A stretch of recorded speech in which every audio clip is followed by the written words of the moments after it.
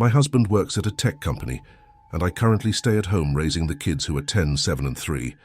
I go food shopping at least twice a week, and I usually go to the King Colon near our house, though I sometimes go to the nearby Target as well.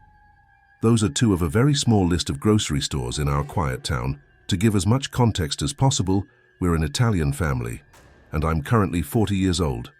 This happened not even a year ago when I was 39. I was running behind on shopping one day, so I went much later than usual. The King Colon bias closes at 10, and it was definitely past 9 o'clock already, so I hurried over to the store with my flyers and coupons. The kids were complaining about a lack of food in the house, so I had to get a quick grocery run in. Most days I'd have to go shopping with my 3-year-old daughter Haley since it was late, and my husband was home from work at this time. For once, I was able to go shopping alone, which I consider a luxury. I got to the King Colon, which was pretty void of people at this hour since it would soon be closing. I grabbed a cart and quickly started doing my laps down the aisles, grabbing whatever was on my list and whatever was on sale. I was in the cereal aisle when I got a tap on my shoulder, which startled me.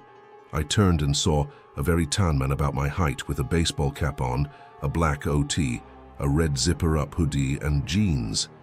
He apologized for startling me, explaining that he'd been looking everywhere for a specific bag of chips that was in my cart, and he asked where I found them. I politely told him the aisle, and he said he checked but couldn't find it. So I led him exactly to where I found the chips. He thanked me, and after some pointless conversation, he suddenly paused and said, "Gosh, you're pretty."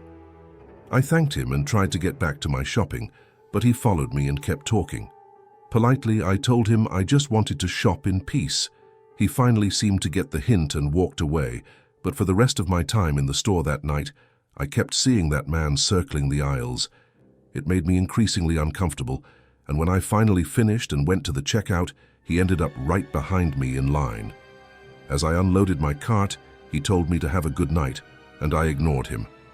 When I was unloading my car at home, I noticed the red hoodie guy in the parking lot looking at me as he walked to his car.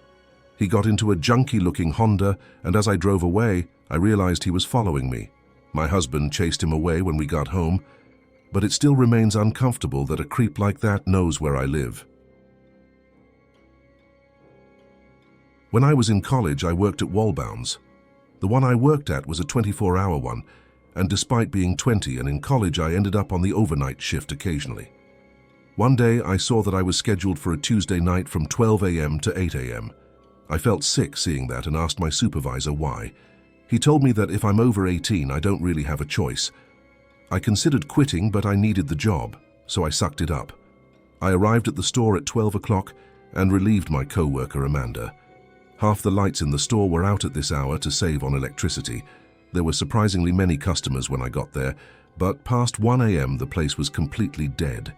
It was past 2 a.m. and I was as bored as possible. I wondered if there were any other employees in the building.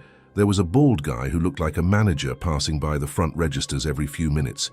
He had a key ring attached to his car keys with like 10 keys on it and was holding a small backpack-type bag. He confirmed that he was the manager when I asked him. He asked me to go to the back warehouse and organize the pallets, saying he'd watch the front.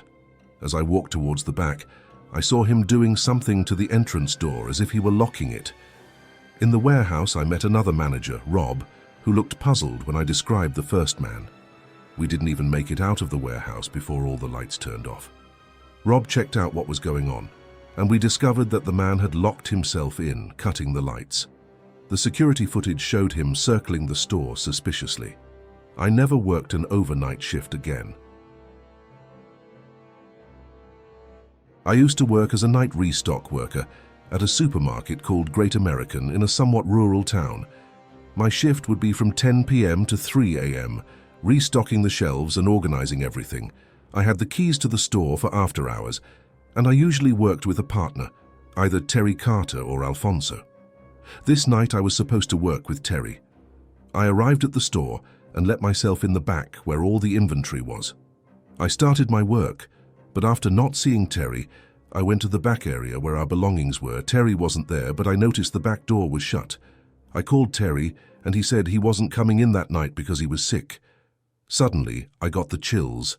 I told him someone kicked the door stopper off. and he said it could have come undone itself. I wasn't convinced. I called out again, and as I looked down an aisle, a man dressed in black walked past on the opposite side of the store. When I approached, he disappeared behind the shelves. I went outside and called the police. They arrested the man, who kept smiling and looking at me, licking his lips. It was a menacing smile that still haunts me. I continued my work, but needless to say, I never left any doors open again.